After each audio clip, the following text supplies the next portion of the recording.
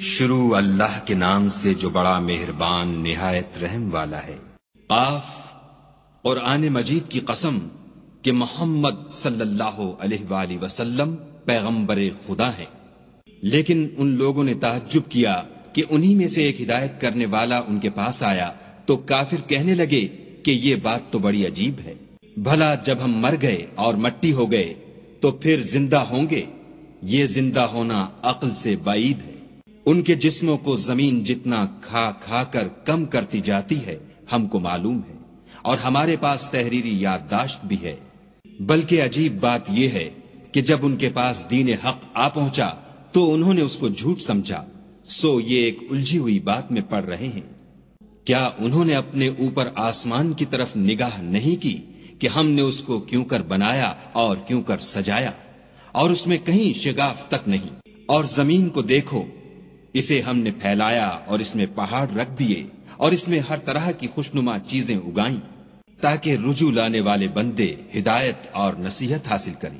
اور آسمان سے برکت والا پانی اتارا اور اس سے باغ و بستان اگائے اور کھیتی کا اناج اور لمبی لمبی کھجوریں جن کا گابھا طے بطے ہوتا ہے۔ یہ سب کچھ بندوں کو روزی دینے کے لیے کیا ہے۔ اور اس پانی سے ہم نے شہر مردہ یعنی زمین افتادہ کو زندہ کیا، بس اسی طرح قیامت کے روز نکل پڑنا ہے۔ ان سے پہلے نوح کی قوم اور کنویں والے اور سمود جھٹلا چکے ہیں، اور عاد اور فرعون اور لوط کے بھائی اور بن کے رہنے والے اور تبا کی قوم، غرض ان سب نے پیغمبروں کو جھٹلایا تو ہماری وعید بھی پوری ہو کر رہی۔ کیا ہم پہلی بار پیدا کر کے تھک گئے ہیں؟ نہیں، بلکہ یہ اثر نو پیدا کرنے میں شک میں پڑے ہوئے ہیں۔ اور ہم ہی نے انسان کو پیدا کیا ہے، اور جو خیالات اس کے دل میں گزرتے ہیں ہم ان کو جانتے ہیں، اور ہم اس کی رگے جان سے بھی اس سے زیادہ قریب ہیں۔ جب وہ کوئی کام کرتا ہے تو دو لکھنے والے جو دائیں بائیں بیٹھتے ہیں لکھ لیتے ہیں۔ کوئی بات اس کی زبان پر نہیں آتی مگر ایک نگہبان اس کے پاس تیار رہتا ہے۔ اور موت کی بے ہوشی حقیقت کھولنے کو طاری ہو گئی۔ اے انسان، یہی وہ حالت ہے جس سے تو بھاگتا تھا۔ اور سور پھونکا جائے گا، یہی عذاب کی وعید کا دن ہے۔ اور ہر شخص ہمارے سامنے آئے گا، ایک فرشتہ اس کے ساتھ چلانے والا ہوگا اور ایک اس کے عملوں کی گواہی دینے والا۔ یہ وہ دن ہے کہ اس سے تو غافل ہو رہا تھا، اب ہم نے تجھ پر سے پردہ اٹھا دیا تو آج تیری نگاہ تیز ہے۔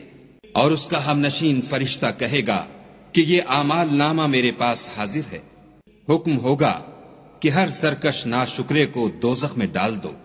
جو مال میں بخل کرنے والا، حد سے بڑھنے والا، شبہ نکالنے والا تھا، جس نے خدا کے ساتھ اور معبود مقرر کر رکھے تھے، تو اس کو سخت عذاب میں ڈال دو۔